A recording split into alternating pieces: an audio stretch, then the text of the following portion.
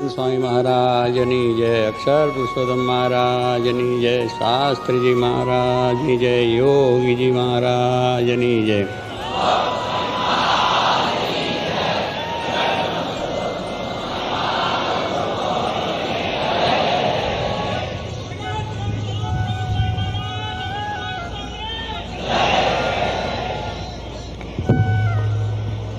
માઇકને એમ થયું કે બધાનો આભાર માન્યો અને મારો ના માન્યો કે હું આટલી બધી લોકોની સેવા કરી દૂર દૂરથી સંભળાયા એટલે એને જરા નિશાનનું થયું હતું, પણ યોગીચરણ બનાવી લીધું છે, વાંધો નથી. ખૂબ જ આપણે બધા પ્રસંગો સંતો થકી સાંભળ્યા અને બધાની સેવા અપાર સેવા છે અને ખૂબ સુંદર સારું કાર્ય પણ થયું છે.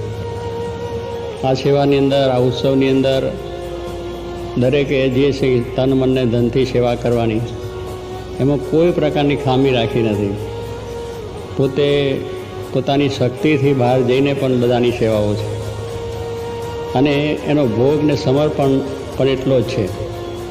એ બધાની વાતો આપણે જે સાંભળી ત્યારે થાય કે આ બધું ખરેખર ભગવાનને વિશેની નિષ્ઠા, ભગવાનને વિશેનો આપણને આ રીતનો મહિમા, ભગવાનને સંતનો જે મહિમા છે એથી આ થઈ શકે, બાકી થાય નહીં.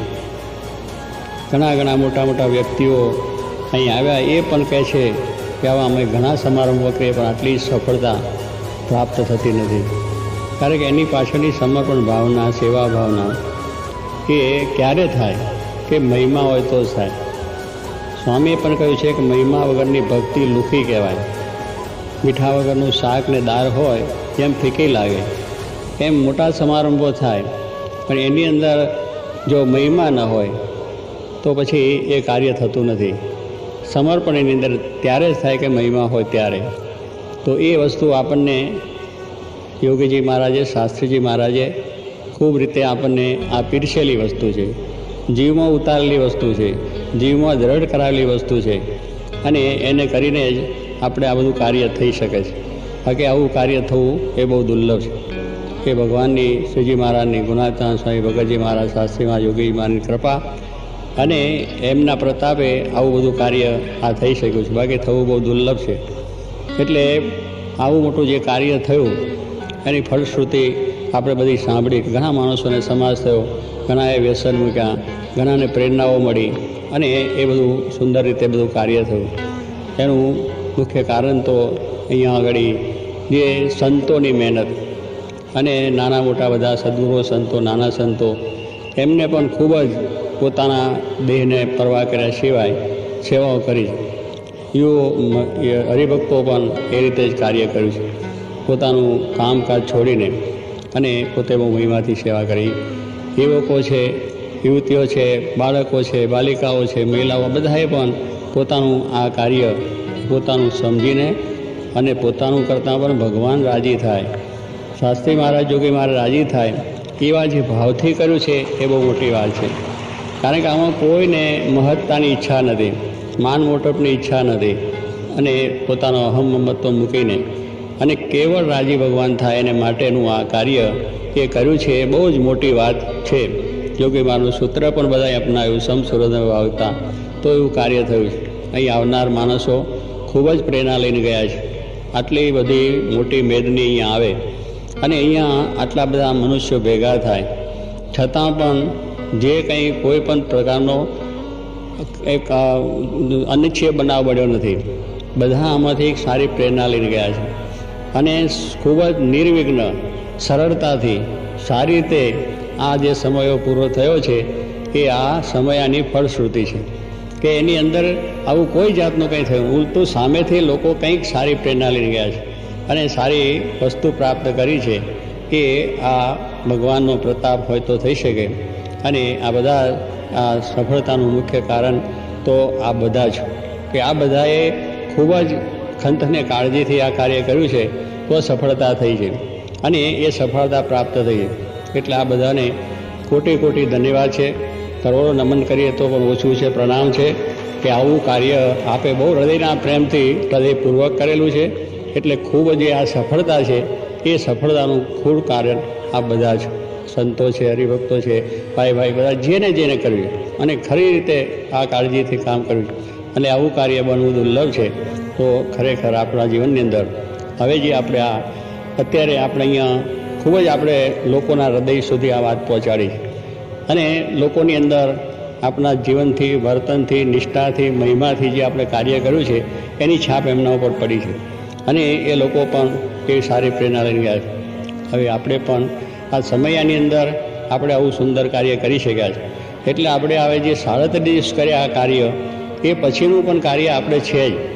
આવીને આવી જે છાપ આપણી છે, આવું ને આવું આપણું જીવન છે, આવું ને આપણા નિયમ ધર્મ છે, આજ્ઞા ઉપાસના છે, એ આપણે ગમે ત્યાં હવે જઈએ, આપણા ઘરે જઈશું, ત્યાં નોકરી કરશું, ધંધો કરશું, ખેતી કરશે, પછી તે પ્રમાણે કોઈ વેપારી ક્ષેત્રમાં હશે, કોઈ નોકરીઓમાં હશે, શિક્ષણ ક્ષેત્રે હશે, મેડિકલ ક્ષેત્રે હશે, સમાજની અંદર હશે, ઉદ્યોગપતિઓ પણ હશે, એ બધા ઘણી જાતના કાર્યો રાજકારણની અંદર પડ્યા છે, ઓફિસરો પણ હશે, પ્રધાનમંડળોમાં પણ કેટલાક હશે. આ બધાએ આપણે તે ક્ષેત્રમાં જઈને આપણે જીવનમાં જે અહીંયા આપણે દ્રઢતા આપણી કરી અને બીજાને પ્રેરણા આપી છે એવું ને એવું જીવન આપણું હંમેશા માટે રાખીએ.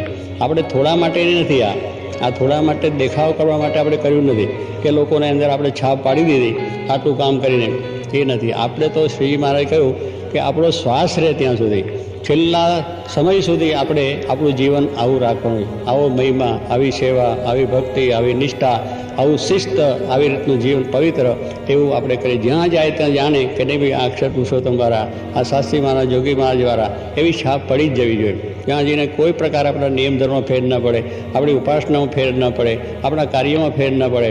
ત્યાં જઈએ ત્યાં લોકો જાણે કે નહીં બરાબર છે. એટલે આપણે આ સમય થોડા પૂરતું આ વાત નથી કે આટલો આપણે દેખાવ કરી લીધો અને પછી બસ કંઈ નહીં. જીવન આપણું આવું જ હંમેશને માટે હોય. સત્સંગી આપણે થયા, મહારાજના આશ્રિત થયા, મહારાજની આપણે નિષ્ઠા છે, તો આપણું જીવન પણ એટલું જ ઊંચ, આપણે જ્યાં જે ક્ષેત્રમાં હોય, દેશ હોય કે પરદેશની અંદર, પણ એ આપણું આ સાથે રાખવું. જો કે મારે કહેતા ભમલી જેમ ભરેલી, એટલે આ ભમલી એવી છે કે પાણી ખૂટી જાય એવું નથી.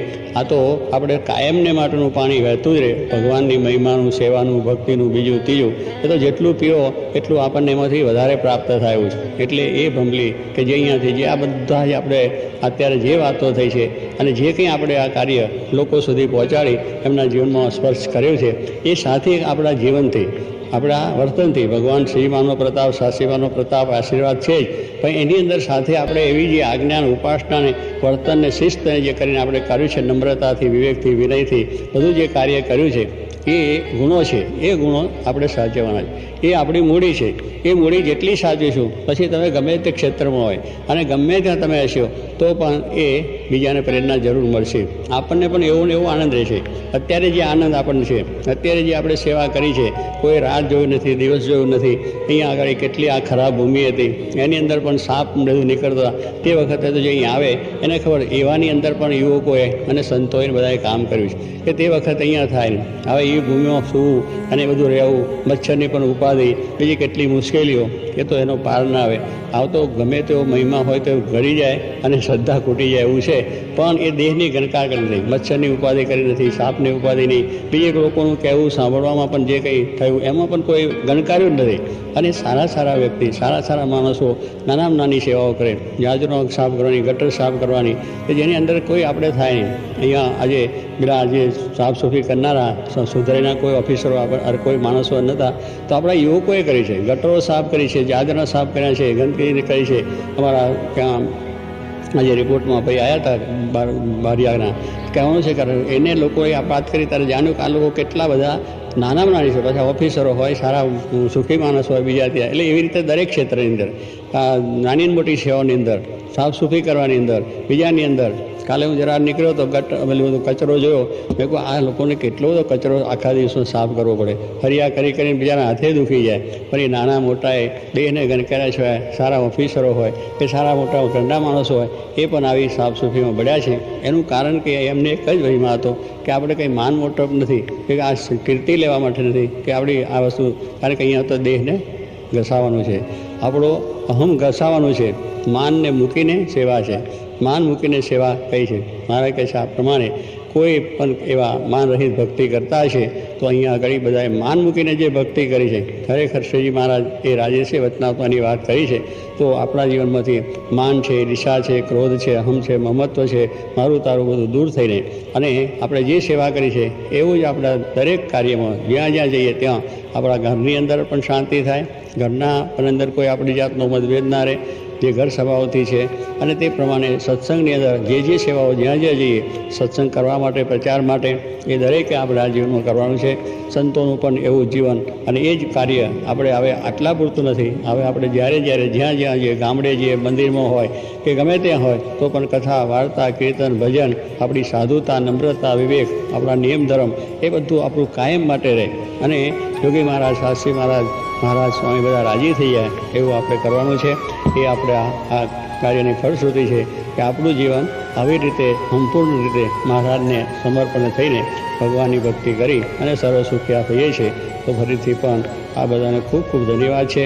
આપની લઈને જ આ સમયની સફળતા છે અને એ સફળતામાં મહારાજ તમારા પર ખૂબ રાજી થાય.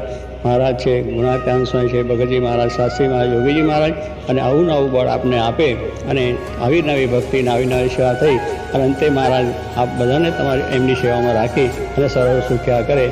એ જ આજે બધાને જય સ્વામિનારાયણ.